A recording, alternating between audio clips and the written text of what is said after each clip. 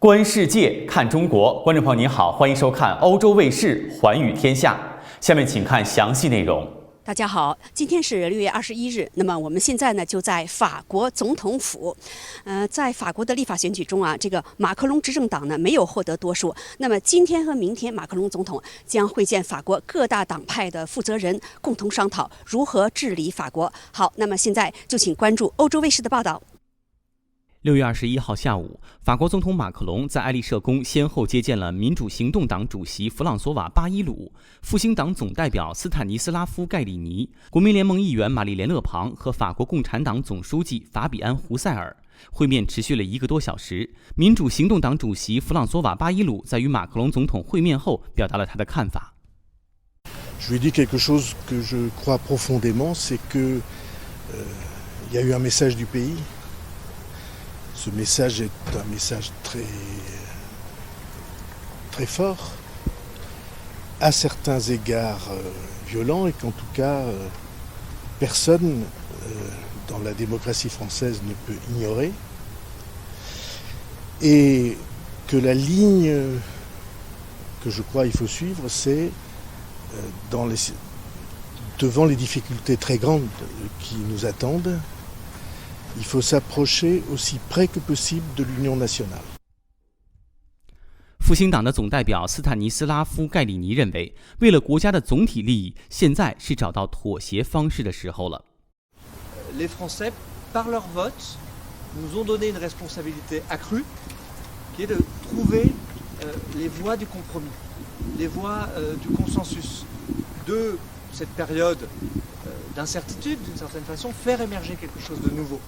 Et d'essayer, sans calcul, très sincèrement, de trouver les voies et moyens pour construire cette majorité d'intérêt général au service du pays, au service des fondamentaux, la valorisation du travail, l'accélération de la transition écologique, l'ordre aussi, qui est un attendu de nos concitoyens.Et ceci dans un cadre européen réaffirmé et clair.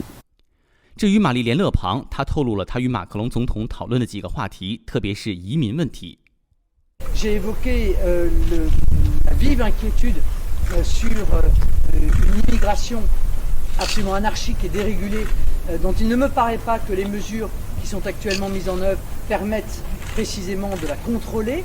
Et puis j'ai exprimé le souhait qu'à nouveau sur la table soit posé le débat de la réunification de la démocratie, c'est-à-dire le référendum d'initiative citoyenne et la proportionnelle. 最后，法国共产党总书记法比安·鲁塞尔说，他已经告诉总统，他反对总统的一些措施，包括65岁退休。Pour nous, comme dans le cœur de beaucoup de Français, envisager de retravailler jusqu'à 65 ans quand la vie est déjà dure aujourd'hui, ce n'est pas un avenir heureux.Et je pense que ce serait vraiment un coup de massue qui tomberait encore sur la France. 欧洲卫视巴黎报道。2022年6月21号星期二是法国的夏至音乐节，在巴黎卢浮宫的金字塔下举行了一场经典而新颖的音乐会。与过去几年一样，巴黎管弦乐团及其音乐总监克劳斯·麦克莱在卢浮宫博物馆演出。为纪念音乐节40周年，巴黎管弦乐团将演奏奥地利人安东·布鲁克纳的第9号交响曲。这是一部献给上帝的未完成的音乐杰作。在达芬奇的《蒙娜丽莎》和米洛的《维纳斯》的陪伴下，观众在玻璃金字塔下度过了一个美好的夜晚。Ce moment effectivement est très particulier, déjà parce qu'il intervient à un moment dans le monde où il y a évidemment la fin du Covid ou des conflits, etc. Donc ça, la fête de la musique, c'est vraiment c'est la 40e année, je crois. C'est vraiment un moment unique et où tout le monde finalement communique à un langage universel. Et l'Orchestre de Paris, c'est un des meilleurs orchestres de France. Alors ce concert était assez incroyable parce que c'est quand même rare et exceptionnel de pouvoir assister à un concert dans la pyramide du Louvre. Donc c'est déjà impressionnant. Et surtout avec l'Orchestre de Paris qui est vraiment incroyable et qu'on aime beaucoup déjà, qu'on connaît, qu'on a l'habitude de voir à Paris. Voilà. Moi je sais que je suis venue aussi pour le chef de chœur, le chef d'orchestre, Klaus Makela. On est un peu des fans, voilà. C'est apaisant parce que après 2 ans peut-être du Covid, des restrictions, on se trouve tous ensemble pour sentir la musique, pour vivre la musique. C'est le sentiment que j'apporte en sortant de ces concerts. La fête de la musique, en fait, moi je la fête tous les ans. Depuis qu'elle existe, parce que je trouve que c'est un moment incroyable de détente pour tout le monde, de partage, de convivialité. Là, on était dans un endroit sublime, superbe, voilà, que le monde entier nous envie. Mais il y a aussi la fête de la musique dans la rue, avec des petits groupes qui s'installent dans des cafés, etc. Et là, effectivement, il y a vraiment le côté très festif, et ça c'est vraiment super. Alors, moi, j'adore le Louvre. J'ai la chance d'habiter Paris et de pouvoir y aller très souvent.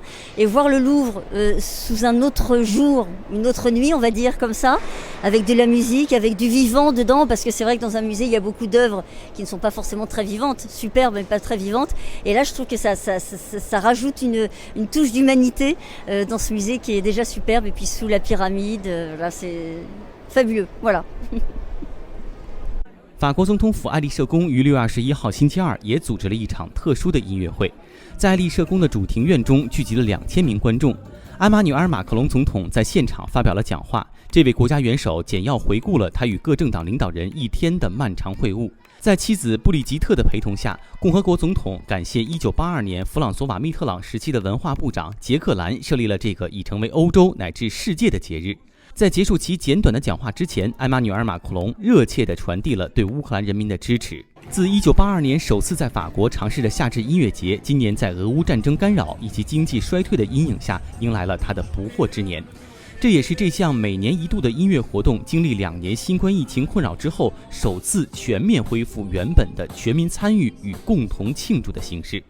欧洲卫视巴黎报道。